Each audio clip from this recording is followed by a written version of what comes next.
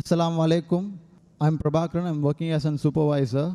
Firstly, I would like to know there is a common saying in most of the religions that whoever follows God's sayings religiously will go to heaven, and if not, will go to hell. Taking this into consideration, I would like to know what will be the status of non-Muslims on the day of judgment. Secondly, I would like to know the importance of the holy month of Ramadan for the benefit of non-Muslims who have come here. And finally, I would like to say, from the little experience I have gained in my life, I can strongly say Islam is the only religion which has clear-cut, sound theoretical knowledge supported with logical examples with reasoning.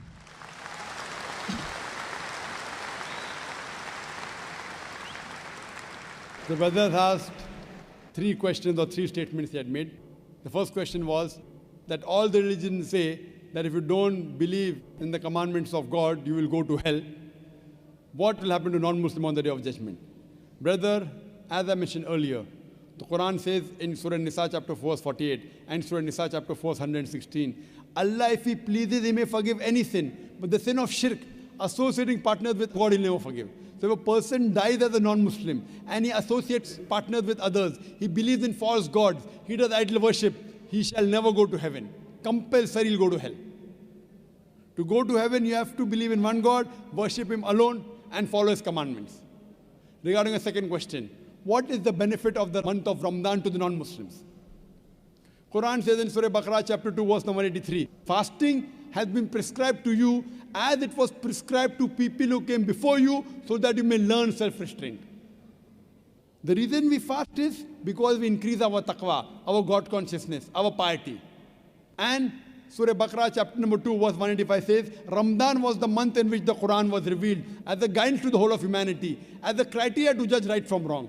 Ramadan is this month in which the glorious Quran, the last and final revelation, was revealed to the last and final messenger, Prophet Muhammad, peace be upon him. And the Quran says, this Quran is a guidance for humanity, not only for Muslims or for the Arabs, for the whole of humanity. And it is a criteria to judge right from wrong. So this month of Ramadan, how does it benefit the non-Muslims? Quran was revealed in it as a guidance for whole of humanity, Muslims and non-Muslims. Furthermore, beloved Prophet Muhammad said, Ramadan is the month in which the Satans, they are imprisoned. The gates of heaven are open and the gates of hell are closed. That means there are more chances you'll do good deeds.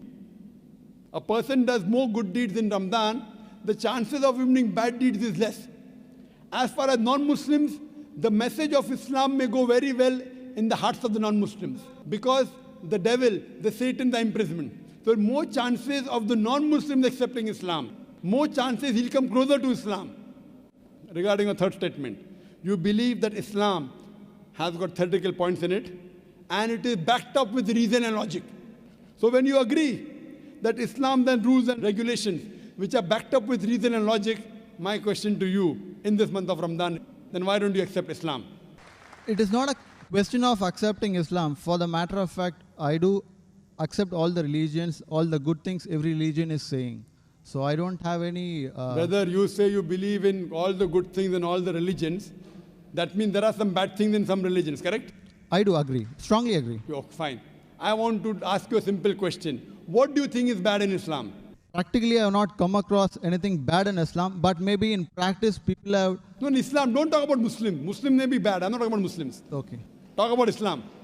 There are Muslims who may have alcohol, there are Muslims who may cheat. I've not come across anything bad about Islam. Very good. To be very frank. Now you told me very frankly, you take good things of all the religions. You also said you know there are bad things in other religions. And you also said you don't know of anything bad in Islam. So yeah, now in the other religions, there are good and bad. In this religion, only good. Suppose I give you 2 glasses of water. One is pure water. Other water, pure water, and 1 drop of urine. So which water will you drink? Good water, of course. Good, pure water. So this is a pure religion.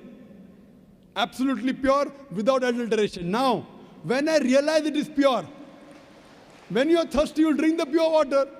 No, I believe it is pure, but I won't drink it. It doesn't make sense. If I want to get admission in a university, I do my survey. This university is the best. Why don't you take admission? No, I'll think about it. If you don't have the money to pay your fees, fine. University is very good, but too expensive. I can't afford the fees. Islam is free. If you agree it's the best, you have to accept it. Or maybe it's a hypocrisy. See, if I agree it's the best, I have to accept it. If you know there are no faults, that means God will question you on the day of judgment. If you agree, God gave you the message in your heart, it is the best religion, why don't you accept it? See, if you agree it is the best, it's illogical. It's illogical not to accept it. If you think there's something bad, I will clarify your misconception now. If you agree it's the best religion, if you agree it's the most logical, unless you are illogical. If you are logical, you have to agree the most logical religion. Unless you consider yourself to be illogical, brother. You know, sometimes, brother, emotions. What will my mother say? What will my father say? What will society say? Muslim!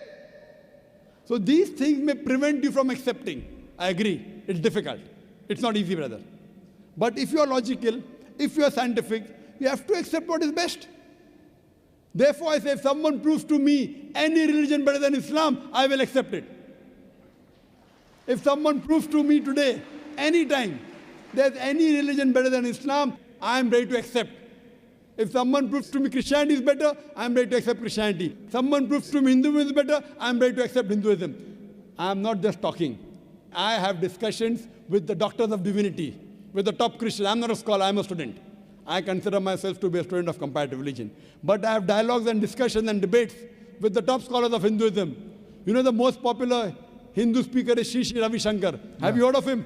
Very much. Yes, he agreed with the Quran. I'm a big fan of him, in fact. You are a fan of him, mashallah. Have you seen my debate with Sri Ravi Shankar? No, I'm not seeing. So you should see the debate with your hero, Yeah.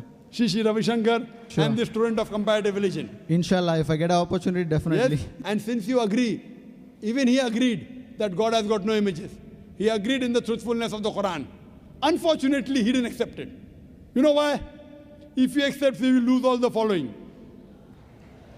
I agree. You agree. Do you have a following?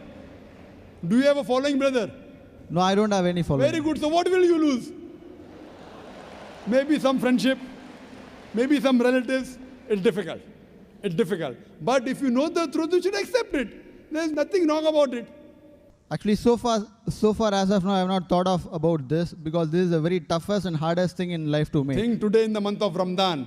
You ask me, how does it benefit non-Muslims? It benefits a non-Muslim in opening the heart towards the truth. So I request you to think it over. If not today, yet you have another 3 weeks. Another 2-3 weeks you have till the month of Ramadan. If not today, except in the month of Ramadan, it will benefit you. And inshallah, I can tell you that inshallah, if you accept Islam, all your previous sins will be forgiven. 100%. So today if you accept Islam, if suppose you die today, I can tell for sure you will go to Jannah. I'm not sure about myself, but about yourself I can tell you. Because the moment a person accepts Islam, all his previous sins are forgiven. If you accept Islam and if something happens to you today, I don't know about others. Inshallah, you'll go to Jannah. Thank you very much. So I'm waiting for acceptance.